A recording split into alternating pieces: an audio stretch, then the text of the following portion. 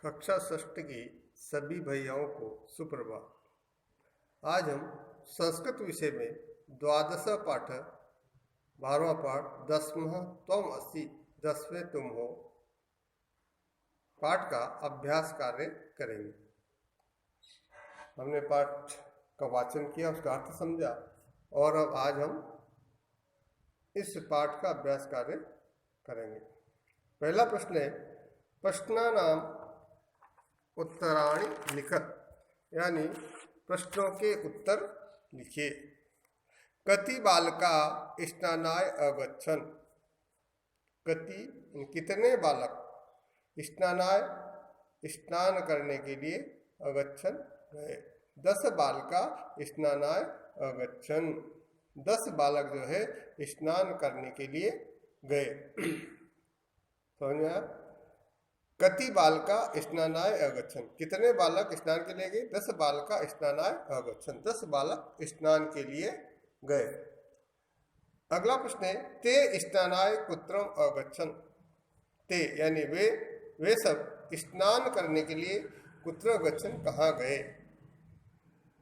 उत्तर होगा ते स्नानाय नदी अगच्छन्, वे स्नान करने के लिए नदी पर गए। अगला प्रश्न है, ते कम निश्चयम् अकुर्वन्,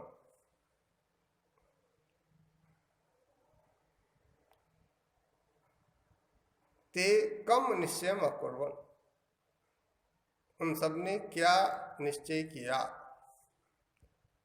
ते निश्चयम् अकुर्वन् यत् दस्म नद्यां मग्न, उन्होंने उन सब ने निश्चय किया यत् की 10वां नद्यां मग्न, 10वां नदी में डूब गया।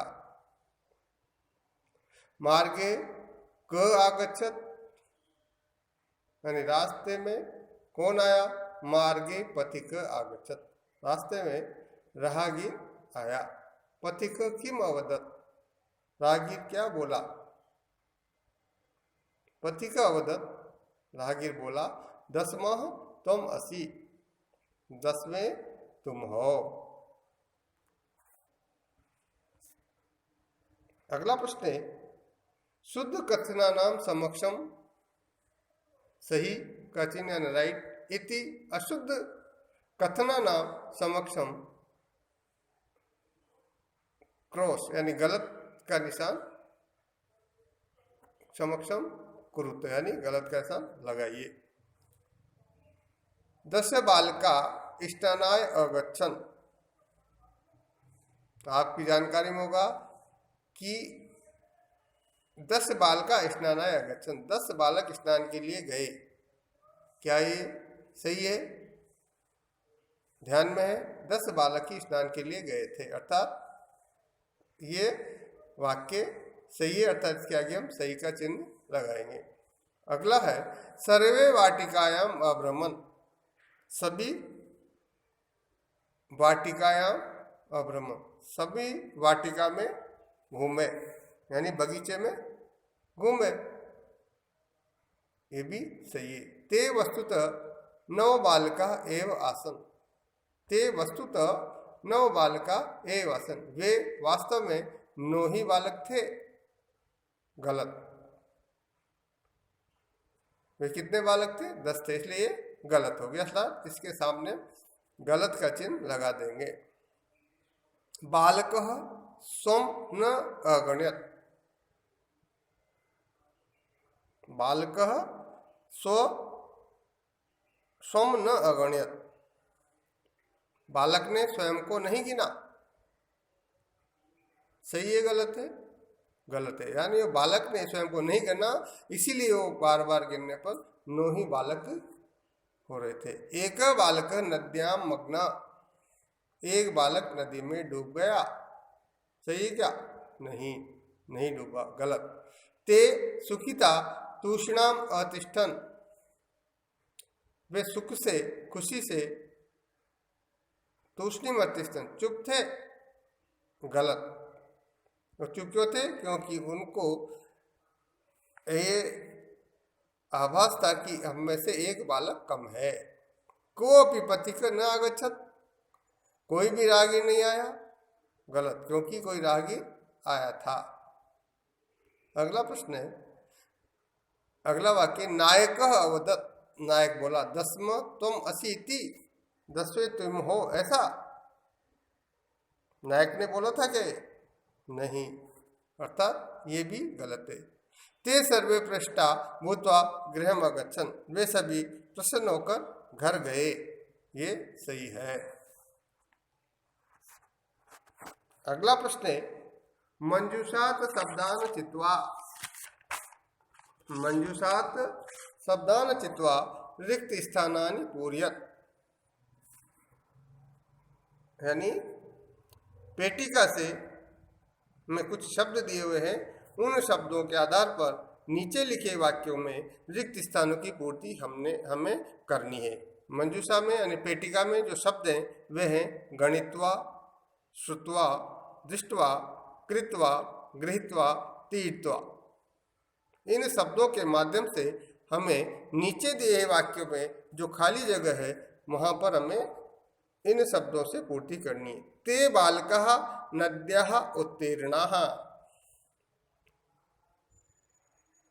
उन सब बालकों ने नदी पार की। कैसे पार की? इस खाली स्थान में क्या आएगा?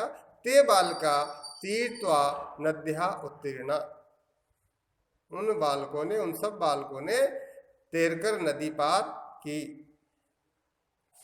अगला वाक्य, पथिक बालकान दुखितान, खाली जगह अपृच्छत, पथिक बालकान दुखितान अपृच्छत, खाली जगह में क्या आना चाहिए? राहगीर ने बालकों को दुखी देखकर, दुखितान अपृच्छत, दुखी देखकर पूछा, अर्थात खाली स्थान में आएगा देखकर। तो देखकर का यहाँ पर संस्कृत शब्द क्या होगा इस मंजूषा में? तो दृष्टवा, यहाँ जाएगा पथिकः बालकान दुखितान दृष्ट्वा अपृच्छत, राहगीर ने बालकों को दुखी देखकर पूछा। अगला वाक्य, पुस्तकानि खाली जगह विद्यालय गच्छ, पुस्तकानि खाली जगह विद्यालय गच्छ, यानी किताबें और विद्यालय जाओ। किताबों को क्या करें? इसलिए इस खाली जगह में ऐसा कौन सा शब्द है इस पेटिका में जिससे ये वाक्य सही हो जाए? यानी पुस्तकानि गृहीत्वा विद्यालयम गच्छ, पुस्तकें लेकर विद्यालय जाओ। पुस्तकानि गृहीत्वा विद्यालयम गच्छ, पुस्तकें लेकर विद्यालय जाओ।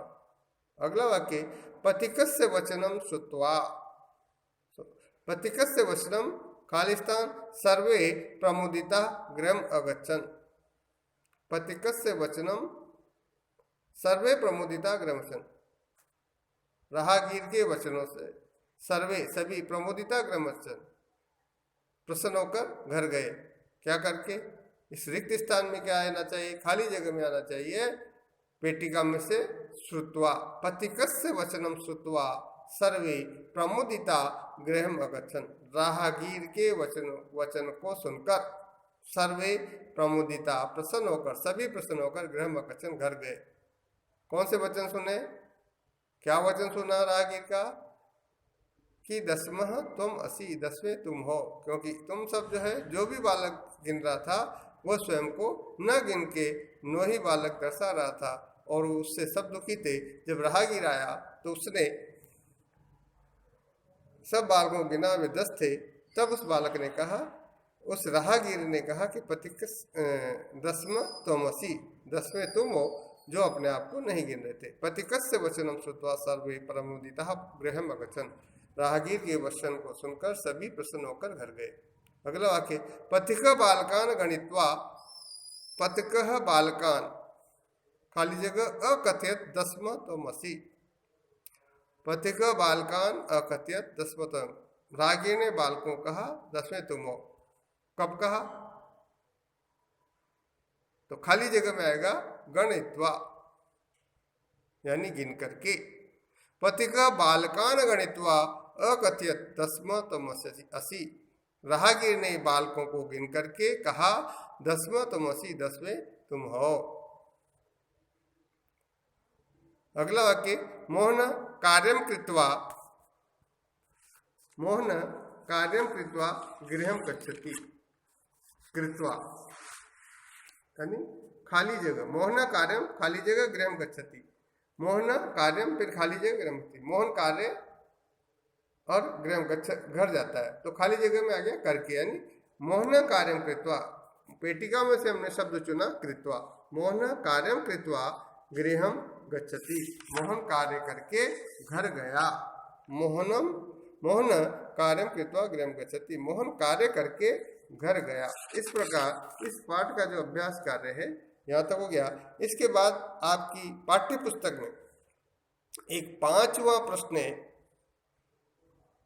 अगला प्रश्न है चित्राणि दृष्ट्वा संख्याम लिखत, यानी चित्र को देख करके उन्हें गिने और उन चित्रों में कितने हैं वो हमें लिखना है।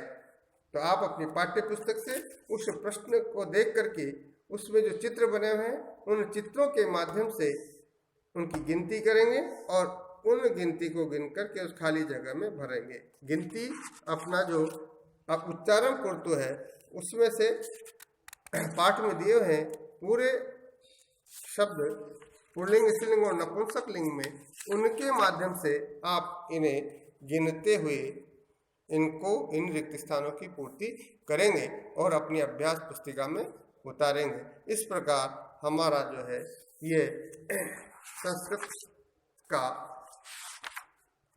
12वां पाठ आपका संपूर्ण हो जाता है। धन्यवाद।